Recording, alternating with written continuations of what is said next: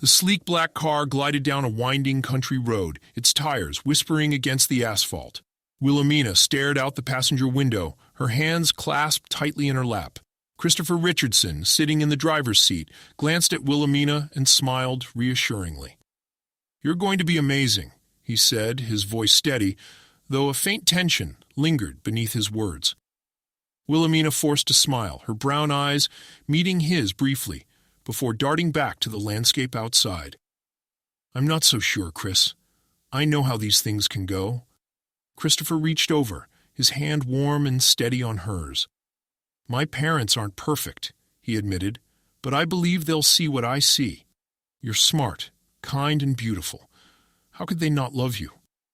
Her lips twitched upward as her nerves refused to subside. "Maybe.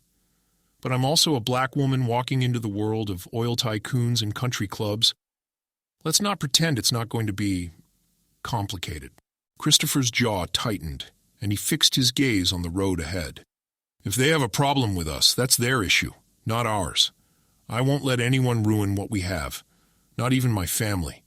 The mansion came into view, perched on a hilltop landscape, like a modern-day castle. Its gleaming white walls and sprawling grounds seemed to stretch endlessly, a testament to old money and power. Willamina's breath hitched. Christopher pulled the car to a smooth stop at the grand entrance and turned to her. "Well, let's get our luggage. And don't worry, we'll only be here a month, then back to the university." A butler emerged from the mansion as the massive front doors swung open. Christopher and Willamina each grabbed a luggage case from the trunk of the car and met him at the front doors. They entered the villa together. What Christopher and Willamina didn't know was the lengths to which a billionaire would go to break up her son's engagement in the hope of a future marriage to a black woman. Before we dive into the story, please take a moment to subscribe if you haven't already done so. As they sat down in a lavish-style living area, Willamina took a deep breath, noting the air smelled faintly of fresh-cut flowers and polished wood. She couldn't help but marvel at the grandeur. "This is a lot," she murmured, her voice barely above a whisper. Christopher smiled softly and leaned closer. "You'll get used to it, though I admit, after living away all these years at the university, every time I come home, it feels over the top to me a bit too." She gave him a sideways glance, the corners of her mouth tugging upward. "Over the top doesn't even begin to cover it. This place reminds me of an art museum." Before Christopher could reply, the sound of heels clicking against the floor echoed from the corridor. Willamina straightened in her seat, her pulse quickening. Margaret appeared, her golden hair perfectly styled to frame her face. She was accompanied by her husband Alex. Her dress, a tailored deep blue and white, spoke of elegance and authority. As she stepped into the room, her piercing blue eyes landed on Christopher and softened momentarily. Then her gaze shifted to Willamina and hardened as she gawked at the young woman's dark skin tone. Christopher and Willamina stood up to greet them. Margaret masked her reaction with a practiced smile, but a flicker of discomfort passed over her face. It was subtle, almost imperceptible, but Willamina caught it. Margaret's lips thinned, and the warmth in her eyes faded, replaced by a cool scrutiny. Alex, a tall man in his mid-40s, had a more measured appraisal, but not overtly unkind. With gray hair neatly combed, he maintained a neutral expression. He offered a polite nod to Christopher. "Good to see you, Christopher," he said, as he embraced his son. "Christopher," Margaret said, her voice smooth but now tinged with a faint edge, "it's wonderful to see you." She leaned in to kiss her son lightly on the cheek before straightening and, with visible effort, turning to Willamina. "And this must be Willamina." Willamina stood, extending her hand. "Yes, ma'am, it's a pleasure to meet you." Margaret hesitated for the briefest moment before taking Willamina's hand. Her grip was firm but not warm, and she released it quickly. "Likewise," she replied, her voice clipped. Alex stepped forward, his tone more welcoming. "Welcome, Willamina," he said with a small handshake. "We've heard a lot about you." "Thank you, Mr. Richardson," she replied. "Please call me Alex," he said, gesturing for everyone to sit. "Shall we get comfortable?" As they all took their seats, the tension in the room became palpable. Margaret's eyes flicked to Willamina from time to time, her expression carefully controlled but clearly troubled. "So," Margaret began after moments of silence, crossing her legs and leaning back in her chair. "Tell us about yourself, Willamina." Her tone was polite, but it carried a sharpness that wasn't lost on anyone. Christopher shifted slightly, his jaw tightening as he glanced at his mother. Willamina straightened her back, determined to hold her composure. To begin, Willamina began with a calm smile. "I'm currently working as a pharmacy technician at the University Hospital Pharmacy. I'm also studying at the university to become a medical transcriptionist. It's been challenging, but rewarding." "How industrious," Margaret said, the corners of her mouth lifting in a faint practiced smile. Christopher spoke up, his voice firmer. "She's incredible at all she does. Her work ethic is beyond reproach." Margaret's smile tightened. "I'm sure she is." Alex, sensing the tension, cleared his throat. "It's admirable to pursue a career in healthcare. That takes dedication." "Thank you, Alex," Willamina said sincerely, grateful for his kindness. The room settled into an uneasy quiet, with Margaret's disapproval lingering like an unspoken shadow. After a polite but tense conversation in the sitting room, Margaret turned to the butler. "Philip, please show Miss Willamina to her room. Christopher, I'd like to have a word with you before you head to your room." Willamina glanced at Christopher, sensing the shift in Margaret's tone, but he gave her a reassuring nod. "I'll see you in the morning," he said softly. Philip gestured for Willamina to follow him. She offered Margaret and Alex a polite smile before stepping away. The butler carried her suitcase and led her up the grand staircase and down a long, elegant hallway lined with ornate sconces and portraits. The room he showed her to was lavish, with a canopy bed, plush carpeting, and a view of the sprawling estate grounds. "Thank you," Willamina said, as Philip sat her luggage down and left her to settle in. Back in the sitting room, Margaret waited until she heard the butler's footsteps fade before turning to Christopher. Her composed demeanor cracked, and a sharp edge entered her voice. "Christopher," she began, "what exactly are you thinking? Engaged to a black woman?" Christopher's jaw tightened. "I love her, Mother. Willamina is smart, kind, hard-working, and she makes me happy. Isn't that what matters?" Margaret stood, pacing slowly as she spoke, her frustration barely contained. "What matters is the legacy of this family, the expectations. You were supposed to marry Kathy, someone who understands our world, who fits into it." "Kathy was my childhood sweetheart," Christopher said firmly. "That time is over. Mother, I went away to the university, and I fell in love with someone I didn't grow up with." Margaret stopped pacing and turned to him, her voice dropping to an icy whisper. "You're dishonoring the Richardson name. This engagement, it's a mistake, and you're the only one who doesn't see it." Christopher's voice rose, his patience thinning. "The only mistake here is you thinking you can dictate my life. Willamina is exactly the woman I want to marry. She's intelligent, compassionate, and everything I could ask for in a woman. I'm not going to break up with her because you have a problem with her skin color." Margaret's face flushed, but before she could respond, Alex stepped forward. His voice was calm, but carried an undeniable authority. "That's enough, Margaret." Margaret turned to her husband, her expression incredulous. "Alex!" "No," he interrupted, his tone firm. "Christopher's decision about who to marry is his own. We raised him to be thoughtful and independent, and I am confident he can make the right decisions for his life."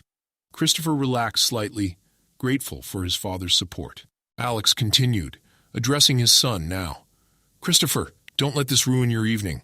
You and Willamina traveled 10 hours to get here, and you both need rest.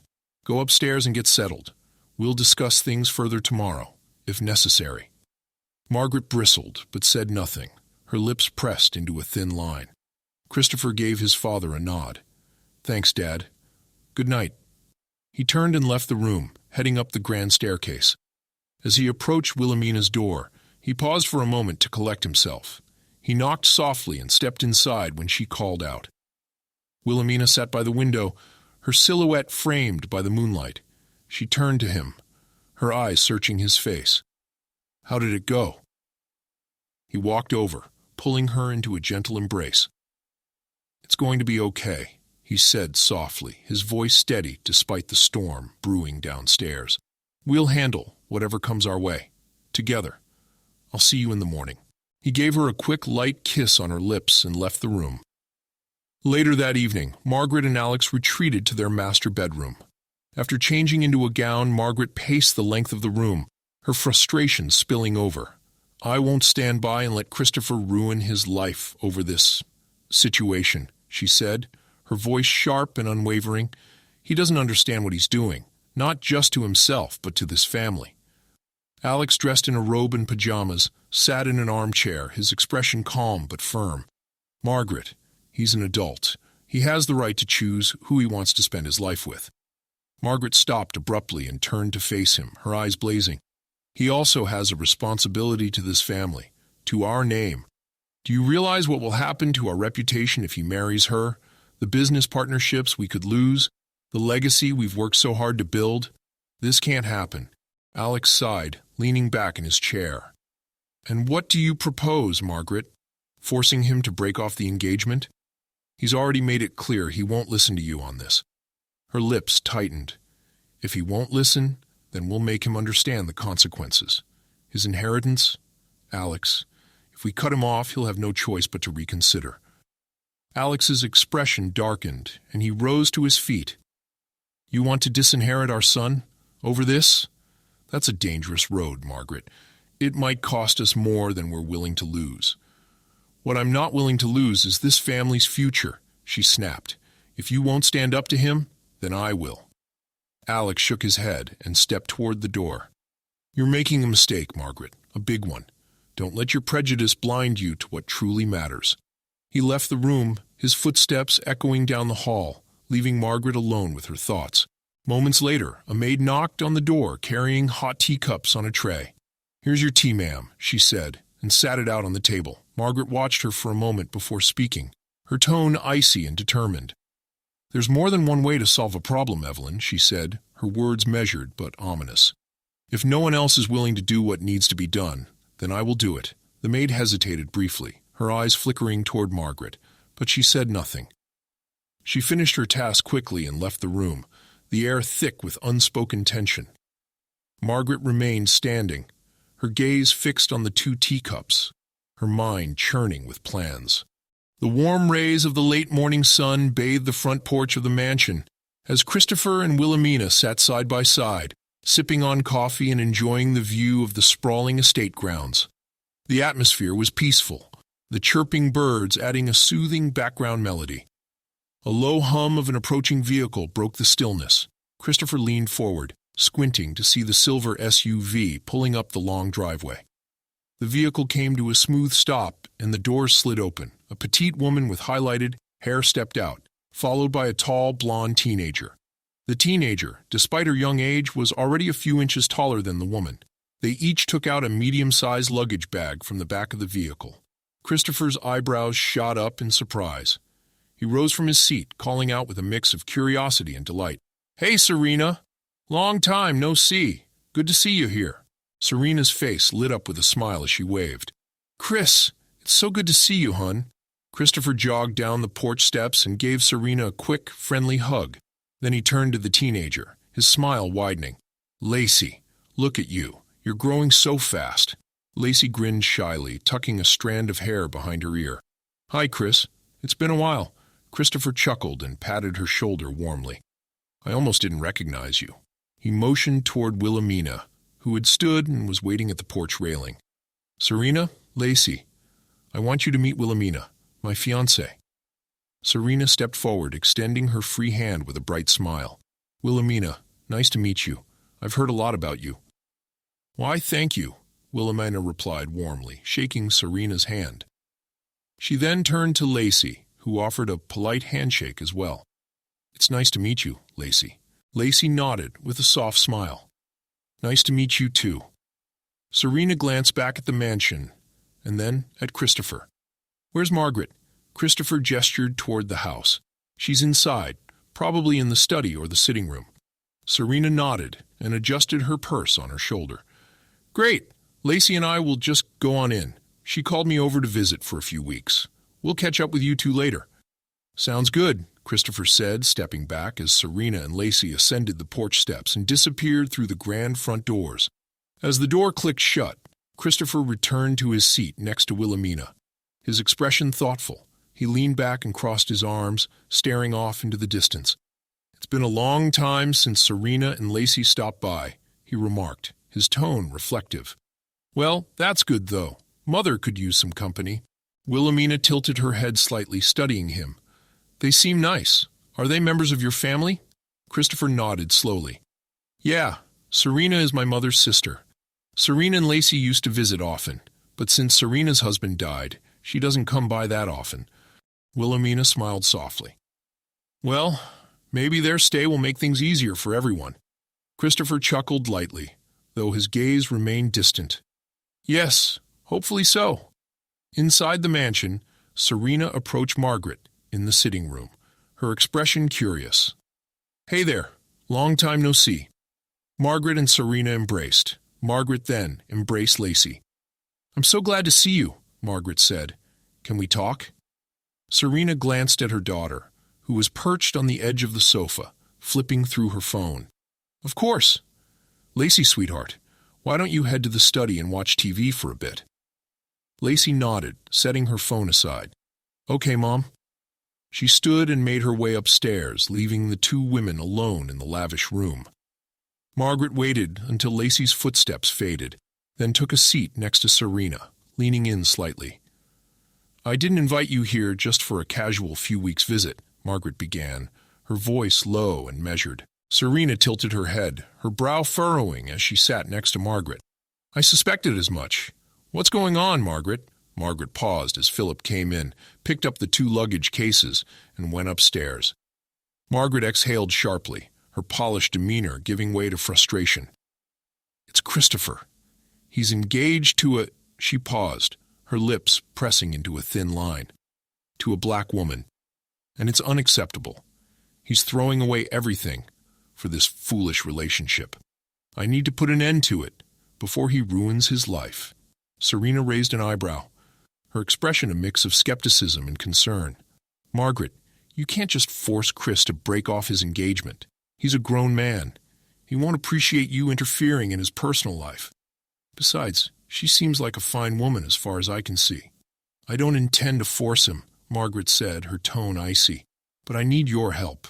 There has to be a way to make him see reason, to make him realize a common working class and black woman is not the right fit for my son or this family.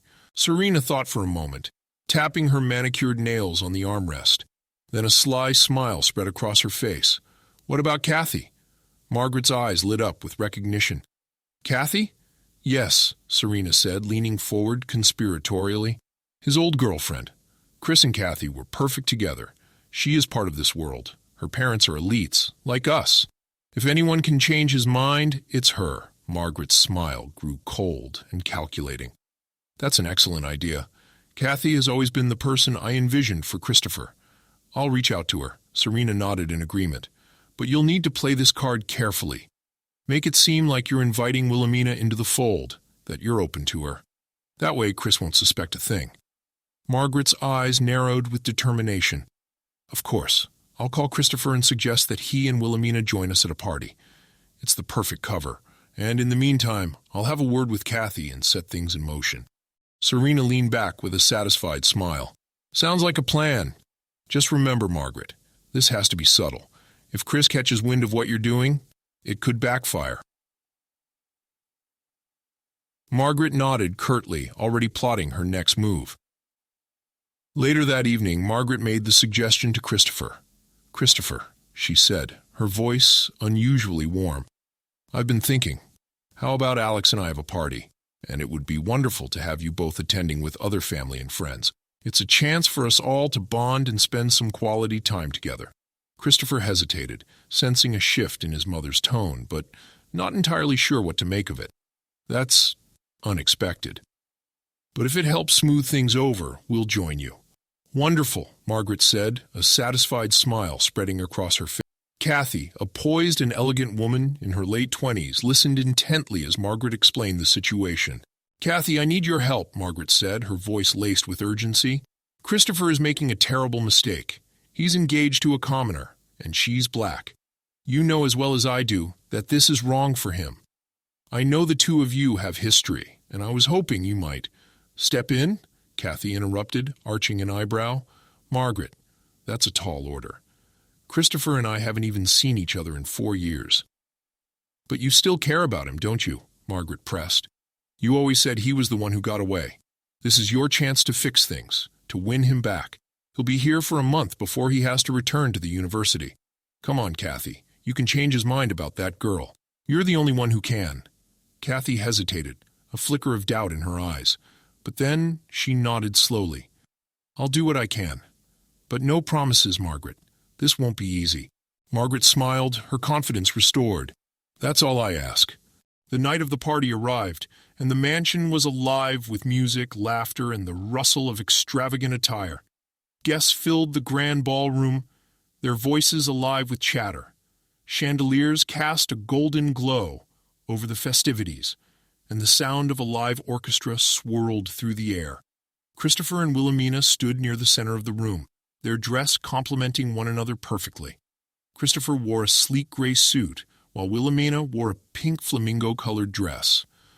As the orchestra began to play a lively waltz, Christopher extended his hand toward Willamina. May I have this dance? He asked with a warm smile. She laughed softly and placed her hand in his. You may. The two glided onto the dance floor, their movements graceful and in sync. They were a striking couple, and many of the party-goers watched them with admiration. But not everyone. Margaret stood near the edge of the ballroom, her champagne glass in hand, her gaze fixed on the couple. Beside her was Kathy, who wore a stunning magenta dress. Now's your chance, Margaret murmured to Kathy. Go to him. Remind him of what you two had. Kathy hesitated, her eyes scanning the dance floor. Are you sure about this? He seems pretty happy with her. Margaret's lips tightened into a thin line. That's precisely why you need to act now. One dance, Kathy. That's all it takes to plant the seed. Taking a deep breath, Kathy stepped forward, weaving through the crowd until she reached Christopher and Willamina. She waited politely for the dance to end before tapping Christopher lightly on the shoulder. Christopher, she said, with a charming smile, her voice soft but confident. Would you grant me a dance?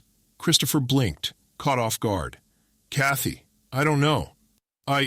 Please, Kathy interrupted, her tone pleading. Just one dance. For old times' sake? Willamina looked at Christopher, her eyes curious but calm. He sighed and nodded. All right, but just one. He turned to Willamina and added, I'll be right back. Willamina smiled reassuringly. It's cool. I'll be waiting. Kathy's face lit up with satisfaction as Christopher led her onto the dance floor. They moved to the music, Kathy leaning in closer than necessary, her tone conversational but slightly suggestive. You haven't changed, Christopher, she said. Still the same gentleman I remember. Christopher smiled politely, but kept his tone neutral. I could say the same about you. It's been a long time, Kathy. As they danced, Margaret watched from the sidelines, her hopes rising. But to her dismay, the dance ended quickly, and Christopher stepped back with a courteous bow. Thank you for the dance, he said, his voice kind but firm. Without waiting for a response, he turned and walked back to Willamina, who greeted him with a warm smile. See, he said, as he took her hand again. I'm back as promised, Willamina chuckled. I appreciate you. They returned to the dance floor, resuming their graceful movements, as if Kathy had never interrupted. Margaret's disappointment was palpable as she watched her plan faltering before her eyes. Beside her, Serena leaned in and whispered, Well, that didn't go quite as you'd hoped. Margaret's jaw tightened, but she didn't respond. Her eyes remained on Christopher and Willamina, who seemed oblivious to the tension in the room, lost in their own world as they danced the night away. The music in the ballroom had slowed to a gentle hum. Lacy, buzzing with energy, turned to Alex, who was sipping the last of his champagne. Uncle Alex, she said, her voice bright. Come dance with me again? Not tonight, sweetheart. I'm leaving. Lacy trailed him up the staircase and down a hallway lined with ornate paintings and glowing sconces. Alex opened the door to a cozy study and stepped inside. The room was dimly lit, with a leather love seat positioned near a low table and a bookshelf lining one wall. A television sat in the corner, its screen dark. Alex sank into the velour couch with a groan of relief. Lacy, still booming with energy, crossed the room and switched on the TV, flipping through the channels until she landed on a nature documentary. She plopped down onto the sofa opposite Alex and glanced over at him. "You're really tired, huh?" Alex smiled faintly, leaning back in his chair. "You'll understand when you're my age. These parties take a toll." Lacy grinned, stretching her legs as she watched the TV. After a few moments of quiet, she turned to Alex and asked, "Uncle Alex, what was it like when you were my age?" Alex chuckled, his gaze distant as he reminisced. "At your age, I was a dreamer. Didn't have much, but I had big ideas. Never thought I'd end up where I am now, though. Life has a way of surprising you." Lacy tilted her head, curious. "What kind of dreams did you have?" "Oh, all kinds," Alex said with a wave of his hand. "Thought I might be an inventor, maybe a scientist. But the oil business, it pulled me in. It's ruthless, but if you've got the guts and the smarts, you can carve out something incredible." Lacy listened intently, her eyes wide with admiration. "That's wonderful. Do you think I could ever be an oil tycoon?" Alex looked at her with a proud smile. "You can do anything you set your mind to, Lacy. Just remember, it's not about where you start. It's about where you're willing to go." Lacy beamed, settling into the sofa as the documentary played on in the background. The two sat in companionable silence for a while, the room peaceful and warm compared to the lively energy of the party downstairs. They quietly gazed at the TV as the festivities continued in the ballroom. After a while, the quietness was broken by a knock on the door. Alex turned his head toward the sound, his brow arching slightly.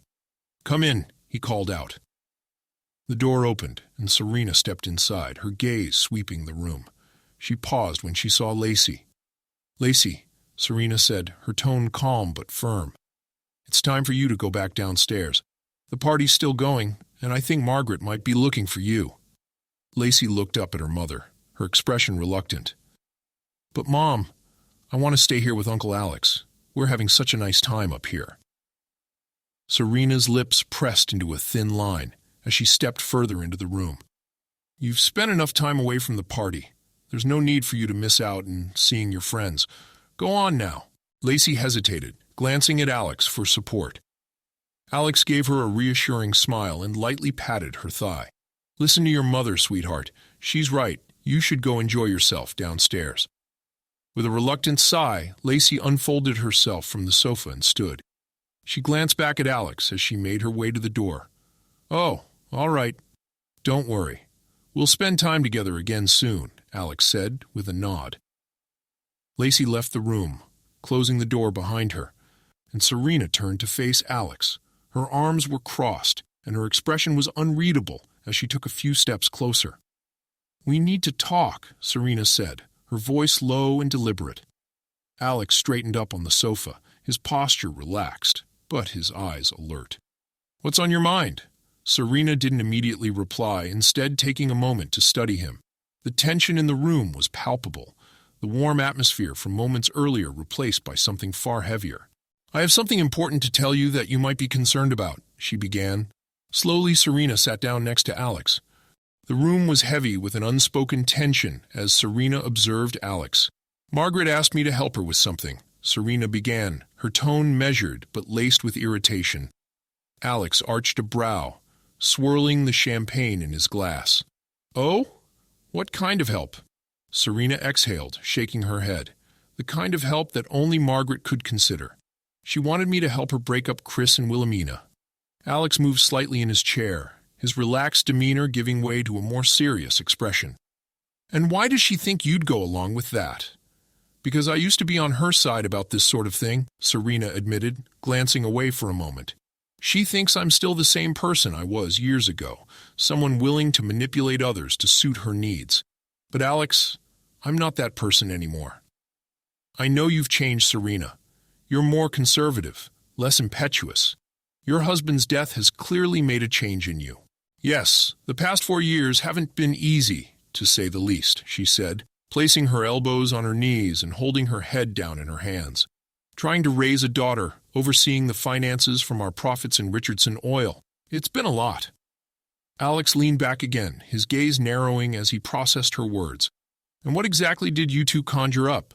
Serena rubbed her temples, clearly frustrated as she continued. Alex placed an arm around her shoulder and massaged it. Go on, don't be afraid. Tell me everything.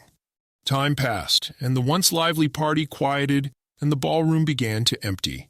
Guests offered their goodbyes and exchanged polite farewells as they departed into the cool, wintry night. Only a handful of attendees lingered, including Lacy, who sat comfortably in the sitting room, absently flipping through a magazine. Margaret, still holding onto her champagne flute, stood near the ballroom entrance, her brow furrowed in frustration. Her plan to reunite Christopher and Kathy had unraveled spectacularly. Kathy had long since stopped trying, and instead was chatting and laughing with a small group of friends who were preparing to leave. Meanwhile, Christopher and Willamina were nowhere in sight. They'd likely slipped away for some private time. Margaret glanced around, her frustration growing. Where on earth is Serena? She muttered, more to herself than anyone else, hoping to find counsel from her sister about the plan to break up Christopher and Willamina having gone awry. Lacy, overhearing, set the magazine down and looked up. Last I saw, she was upstairs with Uncle Alex, she said casually. Margaret's head snapped toward her. Upstairs? With Alex? Lacy nodded, brushing a strand of hair from her face. Yeah, they were talking in one of the rooms. I went up there earlier with Uncle Alex, but Mom sent me back down to the party. Margaret's lips pressed into a thin line as she considered this information. Thank you, Lacy, she said, her voice clipped. I'll go find her. Without waiting for a response, Margaret turned and ascended the sweeping staircase, her heels clicking sharply against the marble steps. She had an uncomfortable feeling about what Serena could be discussing with Alex, and it bothered her. Margaret walked through the dimly lit hallway, her heels clicking on the polished wooden floor, looking for Alex and Serena. The villa was much quieter. Most of the guests had left, and the party was almost over. She looked from room to room, her annoyance growing with each empty room she saw. She eventually reached the study where the soft sound of a television filled the air. Margaret stepped inside and glanced around. A nature documentary played on the screen, illuminating the cozy room, but there was no sign of anyone. With a sigh, Margaret turned to leave, but she froze at the faint sound of heavy breaths coming from the corner of the room. Her brow furrowed as she slowly turned back, scanning the area. Her eyes landed on the closet door. Curiosity and suspicion propelled her forward. She grasped the door handle and swung it open. The sight before her made her gasp audibly. There, laying together on blankets, pillows hastily thrown over the carpet, under a thin sheet were Serena and Alex. Alex looked up first and rolled over, his expression calm but resigned. Serena scrambled to sit up as her face flushed. Margaret's voice shook with shock and anger. What the hell are you two doing in here? Serena, Alex, why are you doing this to me? Serena remained calm. She stood up and began to straighten her dress. Answer me, Margaret shouted. Maybe if you spent less time controlling your son's life and more time taking care of Alex, none of this would have happened, Serena retorted. Margaret's face flushed with anger. How dare you? Get out of my face with this nonsense. Yes, I know you're angry, but what about your marriage? Huh? In case you're unaware, you've been ignoring Alex. Serena continued. She turned and went downstairs, grabbed Lacy, and went to their bedrooms. Alex stood up and quietly straightened his pants, while Margaret glared at him. And you, she spat. How could you betray me like this? After everything we built together, Alex looked down at her, his tone calm but firm. Serena is right, Margaret.